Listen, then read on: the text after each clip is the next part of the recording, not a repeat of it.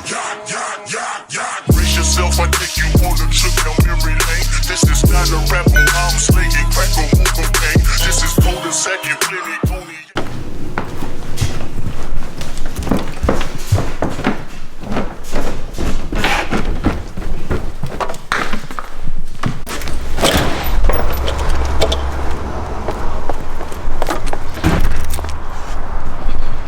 Alright guys, welcome to today's video. I actually have a huge surprise you guys have been waiting on. I've been putting it off on a video. She's back, baby. Damn, I've missed her so damn much. I've genuinely missed this truck. Like, it sounds stupid, but oh my god, I don't know how I did it for like 3.5 months, 4 months or so. But the good news is she's back and she's gonna be with us for a very long time, God willing. So I got my camera bag here with drone and bigger lens, and I got my workout bag, a gallon jug, and the keys to start this beauty. Brutal. So I'm currently gonna be on my way to go work out. So with this whole coronavirus thing, my gym at Lifetime closed down. I actually have to drive all the way to base and work out at the fire department gym. Even the base gym closed down, which is crazy. So this is getting pretty serious.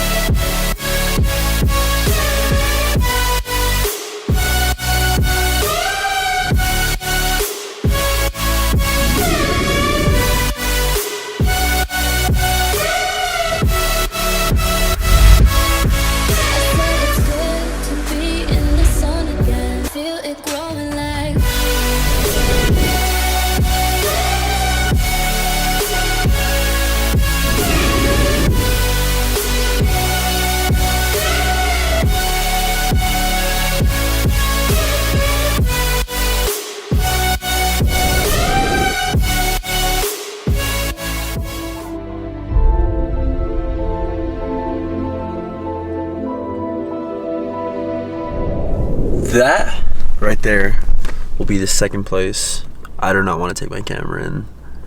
I'm gonna go in there, grab some groceries, show you guys at the house, and yes, all my fire gear. So I got my 2 bags, my this is my filming bag, I don't know why I spaced out, and workout bag, fire gear, helmet bag with mask.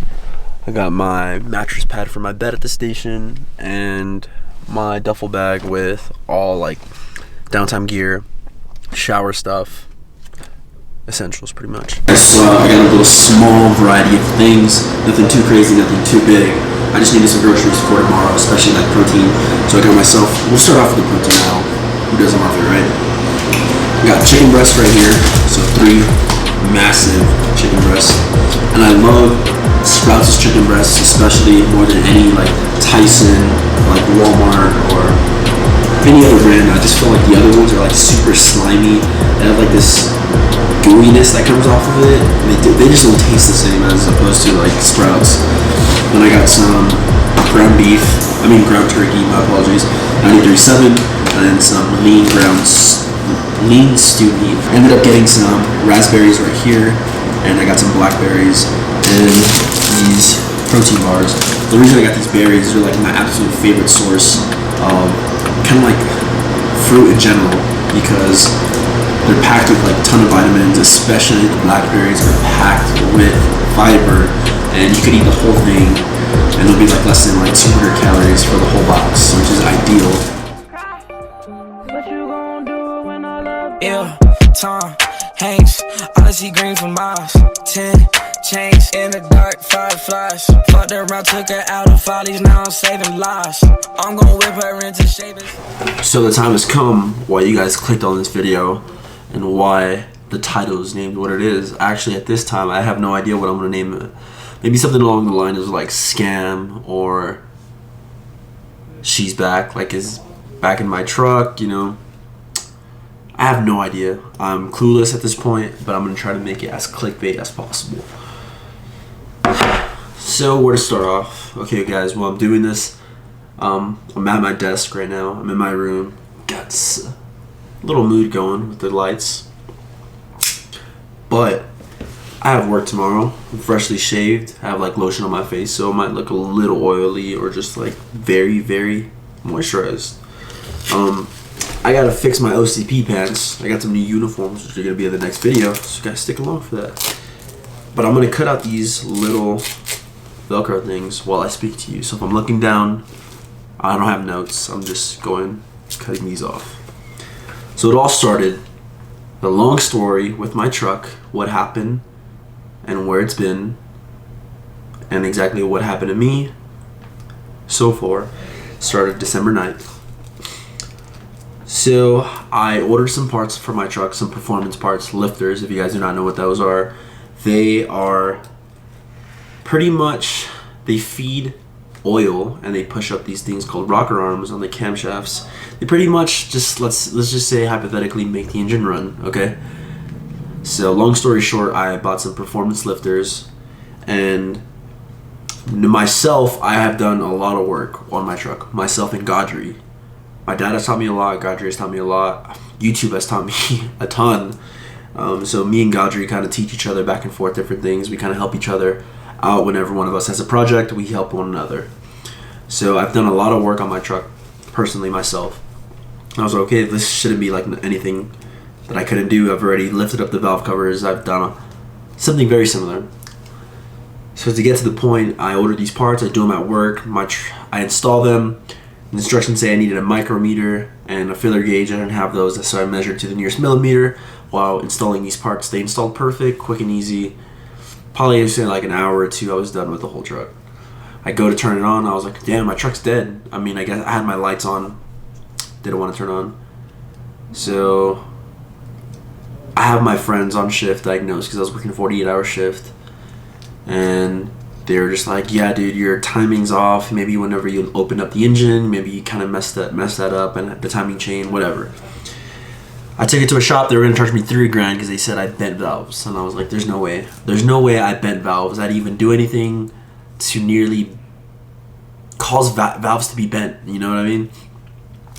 They're like, yeah, $3,000 to fix the bent valves or $6,000 to get you a new engine. It's like, no, there's not an option. So I found what I would find back home is, as predominantly where I live, Mexican Hispanics, they work on vehicles at an honest price. So I go on Craigslist. I don't want to take you to another shop. They're gonna charge me another fucking $4,000 or $5,000, and that's just not what I was wanting. Especially my truck. My truck's not even worth doing $5,000 on. You know what I mean? So I find this one dude named Michael Van Alstyne. So if you guys are in Colorado Springs area, do not get this guy, and I will tell you why shortly. December 10th comes around. He comes. He's like, dude, I have the exact same truck as you. We're gonna do this. We're gonna do that. Super easy. I know this truck like the inside out, like back of my hand, pretty much. I was like, okay, cool, dude. He's like, I'm gonna need $5,000 up front for labor, plus the parts that I'm gonna need, this and that. And I was like, okay, awesome. So the game start. When he starts ripping everything apart, he notices that I have 2 blown head gaskets. My coolant and oil are mixing, which is not a good idea. It's not ideal for the engine, for the lifespan of the engine. Nothing. It's not good at all. So we plan on fixing that. He gets my heads resurfaced, and yeah, long story short, I'm gonna try to sum it up as much as possible. This guy ends up taking parts off my truck, obviously to see what's going on. Then he has my money that I've already paid him. He has my keys. Obviously, he's working on my truck. Then he pretty much stops answering all my text message and phone calls. And this is about 4 days before Christmas. So it's like This is like December 21st, one of those two. And I'm just like, or he would take a day or two to reply, and I'm just like, damn, this is getting sketchy. He's like, dude, he's like, I'm getting evicted out of my place. Just give me some time. So I was like, you know what? I understand, bro. We all go through hardships. Totally fine. Just try to finish ASAP, man. I'm gonna go home for Christmas, so peace out. And when I come back, my truck hopefully is fixed. Long story short, I come back. I keep saying long story short. So I come back January 3rd or so, somewhere around there, January something, right? I come back from leave, and this dude has not fixed my truck. And I tried calling him, and it goes to voicemail. And I'm like, what the hell? What's going on? So I started shooting my text messages won't go through. I'm like, wow, this guy blocked me. Like, this guy really blocked me. So I use my friend's phone, and sure enough, my text messages are going through. Phone calls are going through. He doesn't answer, but they're going through. So I could try to get the Air Force involved. The Air Force's legal side, and they're just like, well, this guy got evicted. You don't have his address. You only have his name. There's not much we could do. Call CSPD, Colorado Springs Police Department. So I tried calling them. Tell me the same thing. They can't do anything. It's a civil matter. I paid for business, and it just wasn't fulfilled. So that's more of a civil dispute. So I go to the sheriff's office, the county clerk. All of them tell me that they cannot do anything. They can't send anyone out there. I don't have an address. I go on Facebook, and I'm like, I'm gonna have to take this upon myself in order to find this person. He has my money. He has my keys at the time. He has parts off my truck that I've already paid for. I'm in the whole, like, at this time, I'm probably in the whole, like, $800 to $900. Not including my keys, which is the whole value of my truck. And I have some pretty expensive wheels and tires and a suspension lift that is worth more than my truck. So I am pissed off. I am angry that no one could help me out, and I pretty much have to resort all this to myself. I end up going to his Facebook. I find him on Facebook. I see someone commented on his photo. I sent him a friend request, try messaging him, not responding to it. So I see someone commented on his photo on a profile picture. So I message that person, show them complete proof, my receipt from this guy. I show them the condition of my truck. I'm going to be throwing up pictures of what it looked like. Everything is torn apart. This is what the guy left me with. And I show this to this person, and they're like, man, this sucks. Here's his address. You didn't hear it from me. And I was like, bam, this is it. So I grabbed my boys from work. We show up to the address, and sure enough, there's an eviction notice on the guy's front door from the county. And my friend's like, dude, look inside the mailbox. Maybe there's a forwarding address. This guy just moved because he got evicted. So as I'm looking through the mailbox, I noticed the neighbors are peeping through their window. I'm like, man, we got to talk to these people, or else they're going to call the cops that were snooping around. So we go talk to them. Super nice people. Told them the whole story that I told the other gentleman on Facebook. And they're like, Michael got evicted from the house, but he lives right across the street. So literally, there's a house right here he got evicted from, a street, the house right in front of it. I was like, what? So I walk over there, and I ring the doorbell, and the older gentleman comes out. I was like, hey, sir. I told him the whole story. He's just like, listen here, Mike doesn't live here, but he lives in that trailer right there. And in the driveway, it was weird. It was like in the driveway, there was this camper, like a trailer, a gooseneck trailer that you hitch to go camping. And I go and I knock on it, and he opens the door. He's like frantic, like, oh man, I left plenty of notes on your truck that I couldn't work on it anymore, this and that. And I'm like, dude, what about my keys? He's like, I don't have your keys. I left them in your truck. And I'm like, no, you did not. I searched every inch of my truck. He's like, I left them under the back mat. I'm like, no, I lifted the mat. There's nothing there. He's getting frantic now. He's like, come on, let's go to my truck, and let's go get all your parts. And I'm like, okay, well, let's go. So I'm recording him the whole time. And if you guys are interested, I'll leave the video at the end of this whole video. And he has his truck parked behind the house he got evicted in the backyard, so completely hidden from public eye. He has his truck parked back there. I guess he don't want anyone to figure out where he lived or where he was staying, which I thought it was completely sketchy. He opens up his driver door, and he pulls out my keys, my set of keys. And I was like, dude, those are my keys. He's like, really? These are your keys? I thought they were my keys, bro, because they turned my truck on. And I'm like, no, they do not, bro.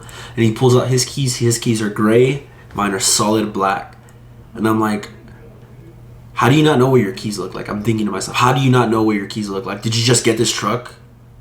There's no absolute way, if you say you know your truck like the back of your hand, how are you going to confuse your keys with mine? So that just pissed me off more. Then he has the audacity to go to the back of his truck. He's like, here's your parts. And he starts giving me parts that I paid for, parts off my engine. And my engine's completely torn apart. Like, someone's not going to know everything that's missing until they start putting it back together. So I leave there, I hire another mechanic. The mechanic's putting it all on. And the reason I hired someone else is there's stuff that I don't know. It's not in my practice of mechanics.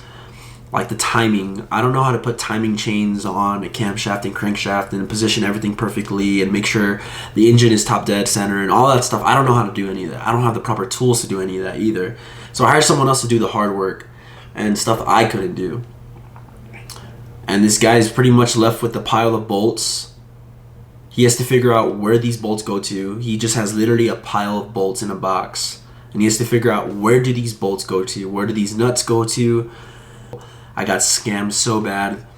This guy got away with so much money, some of my tools, and I mean, karma comes around. I feel like what goes around comes around. He obviously got evicted out of his place. He said that he sent his kids to Louisiana. I don't know, man. What goes around comes around, and I feel like it'll eventually come back and just bite him in the ass, because you don't do that to people.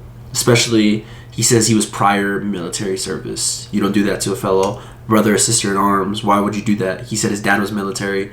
He said that he was a firefighter. Bro, on both of those, how are you going to do that and cross the line? I mean, military, I mean, we're not above anyone else, but like, whenever you are, let's say you work at a corporate office, and how are you going to just cross the person who you work with every single day? You know what I mean? So it's just you have that other kind of special kind of like bond, I guess, and you would do anything for the other person, whatever. It just sucks, especially running across low life people like that who kind of leech off others. And it wasn't just me. The old man, when I went to his house, he told me, you're not the only person who's come by looking for Michael, because he owes you something, or he has something of yours, or he owes you money. There's been multiple people to come, so he scammed quite a bit of people, and I have a feeling something's just going to come back 2 times as much and haunt him for good. But I don't wish any harm on anyone. I don't wish any bad voodoo. But just karma is going to go around, come around. But yeah, guys, finally got my truck working, as you saw in the video. Super stoked. And this video might come out a little later than I expected. I'm going to get some drone shots, get some nice cinematics and everything going. So super stoked. Other than that, guys, hope you guys enjoyed the video. Sorry for the ramble. I know this was the main priority of the whole video. So if you stuck around this long, I genuinely appreciate you, because you guys will make this channel run. Other than that, I'll catch you guys on the next video. Firefighter video, OCPs. I'll see you guys there. How could it all make sense when I got me?